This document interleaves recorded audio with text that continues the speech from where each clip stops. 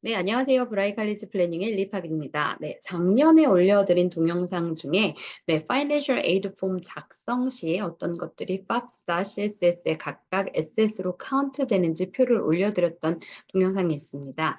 네, 오늘은 그 주제에 대해서 좀 더 자세히, 좀 더 구체적으로 설명드리려고 합니다. 10월 1일부터 열리는 FAFSA와 CSS, 오늘 동영상 참조하셔서 지금부터 어떻게 준비해야 할지, 어떻게 그 폼들을 더 잘 작성할 수 있을지, 어떻게 더 많은 파이낸셜 에이드를 받아갈 수 있을지 도움되시길 바라겠습니다.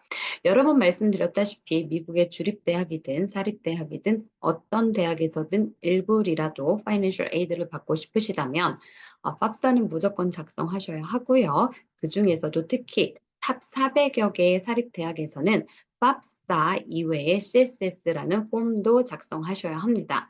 그런데 문제는 이 폼의 기준이 다르다는 겁니다. 네, 팝사는 심플한 편이고 CSS는 많이 복잡하기도 하고요. 여러분이 갖고 계시는 자산 항목들이 팝사, CSS 이 두 폼에서 다 동일하게 자산으로 카운트되는 것이 아니고 팝사에서는 자산으로 잡히지 않지만 CSS에서는 자산으로 잡히는 것이 있기도 합니다. 여러분의 자녀가 주립대학만 지원하고 그 주립대학들 중 입학할 확률이 많다면 복잡한 CSS는 쳐다보지 않으셔도 되고요. 간단한 수학사만 작성하시면 됩니다. 그런데 로컬의 주립대가 아닌 타주의 주립대학은 사립대학과 비교해서 크게 저렴하지 않고 오히려 사립대학의 펀드가 많아서 퀄러파이만 된다고 하면 사립대학을 훨씬 저렴한 비용으로 다닐 수 있습니다. 또 아이들이 12학년이 돼서 마지막 SAT나 ACT 시험을 보고 나면 또 지원하려는 학교들이 다 달라지기 마련이고 한두 군데 사립대학은 다 지원하더라고요. 자, 그럼 여기서 제가 정리 하나 해드리겠습니다. 제가 굳이 어떤 자산 항목들이 팝사, CSS 이 두 폼에서 각각 자산으로 잡히는지 잡히지 않는지 표까지 올리면서 이렇게 자꾸 짚어드리는 이유는 뭘까요? 예, 팝사가 열리기까지 아직 많이 남았는데도 말이죠. 우리 아이들이 어느 대학을 지원할지 리치, 매치, 세이프티 각 카테고리별로 대학들 먼저 잘 추리시고 그 대학이 팝사만 원하는지 팝사, CSS 둘 다 요구하는지 또 확인하시고 자산으로 잡히는 것들을 자산으로 잡히지 않는 것들로 옮기세요. 모두 다 그렇게 할 수 있는 건 아니겠지만요. 그렇게 할 수 있다면 많이 아낄 수 있겠죠? 즉, 파이낸셜 에이드를 더 받으시게 됩니다. 그래서 이렇게 계속 말씀드리는 거예요. 어떤 것들이 자산으로 카운트 되는지 안 되는지. 예, 그런데 이렇게 자산 이동시키는데 걸리는 시간이 뭐 하루 이틀 만에 뚝딱 되는 것도 아니고 시간도 오래 걸리고 그 옮기려는 대상 항목이 안전한지 믿을 만한 것들인지 등등 또 알아봐야 할 때고요.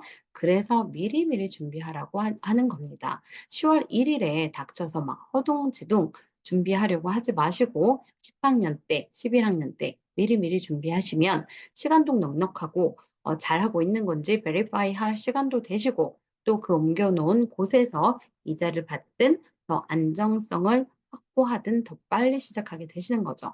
그리고 또 하나 기억하셔야 할 것은 Financial Aid가 SS로만 결정되는 건 아니라는 겁니다. 인컴, 여러분의 소득이 좀 더 큰 비중을 차지하는 큰 결정 요소인데요. 이 인컴에 대해서는 다음에 얘기 드리도록 하고 오늘은 표를 보면서 일단 에셋에 대해 총정리해 드리도록 하겠습니다. 자, 그럼 표를 보면서 설명드리도록 할까요? 네, 팝사와 CSS 각각 어떤 항목들이 자산으로 카운트 되는지 이렇게 표를 만들어 봤습니다. 네, 그 첫 번째 스튜던트 인포메이션부터 보도록 하겠습니다. 인컴 텍스 리턴 데이터. 네, 학생이 일을 해서 W2나 1099 받았다면 네, 그 부분에 대해서는 팝사, CSS 두 곳에 모두 기재하셔야 합니다.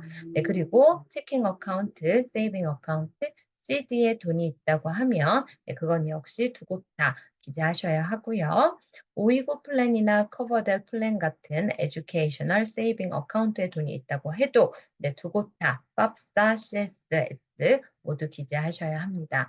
단 오이고 플랜이 grandparent, 할머니나 할아버지 이름으로 되어 있다고 하면 그 부분에 대해서는 자산으로 카운트되지 않는다고 지난번에 말씀드렸었습니다. 그럼 두 번째, parent information 보도록 하겠습니다. 부모님의 income, tax, exemption amount가 있다고 하면 이 부분에 대해서는 FAFSA, CSS 두 곳에 다 기재하셔야 하고요. checking account, saving account, CD에 돈이 있다고 하면 역시나 두 곳에 다 disclose 하셔야 합니다. 리퀴드 인베스트먼트, 스탁이나 반드, 머니마켓, 뮤추얼 펀드, ETF 이런 것들을 리퀴드 인베스트먼트라고 할 수 있는데 이것 역시 두 곳에 다 자산으로 카운트됩니다. 인베스트먼트 리얼 이스테이트. 이거는 렌탈 프로퍼티라고 할 수 있죠. 이것에 대해서는 넷 밸류에 대해서 팝스타, CSS 두 곳에 다 기재하셔야 합니다. 그다음 항목 Tax Deferred Retirement Contribution. 부모님 이름으로 401k나 403b, IRA 이런 리타이먼트 플랜이 있다고 하면 거기에 컨트리뷰션 하는 그 어마운트가 예전에는 팝사에서도 언택스드 인컴으로 카운트가 됐습니다. 그런데 이번에 새로 바뀌면서 팝사에서는 더 이상 언택스드 인컴으로 카운트되지 않고요. CSS에서는 여전히 언택스드 인컴으로 카운트됩니다. 그래서 여러분의 자녀가 팝사만 요구하는 학교에 지원하는지 팝사 플러스 CSS 두 곳 다 요구하는 학교에 지원하는지 이게 되게 중요해요. 이런 항목들이 달라지기 때문이죠. 그 다음 항목 패밀리 비즈니스나 팜. 이 부분도 바뀌었는데요. 예전에는 팝사에서는 여러분이 자영업을 하고 그 자영업에 100명의 인플로이가 채 되지 않는다고 하면 자산으로 카운트되지 않았었습니다. 그런데 이제는 패밀리 비즈니스 팜 100명 이상이든 100명 이하든 상관없이 그 넷 밸류에 대해서는 팝스타, CSS 두 곳에 다 기재하셔야 합니다. equity in family home. 이거는 여러분이 지금 살고 있는 primary house에 대한 넷 밸류입니다. 이 부분에 대해서는 팝스타에서는 기재하지 않으셔도 되고요. CSS에서는 기재하셔야 합니다. 그 다음 항목들부터 트러스트 펀드, medical spending account, siblings asset held in parent's name, siblings K through 12 private school tuition, non-retirement annuities, other value, 수지품 같은 것들이요. 이런 것들에 대해서는 팝사에서는 기재하지 않으셔도 되지만 CSS에서는 기재를 하셔야 하는 자산 항목입니다. 이렇게 표를 받고요.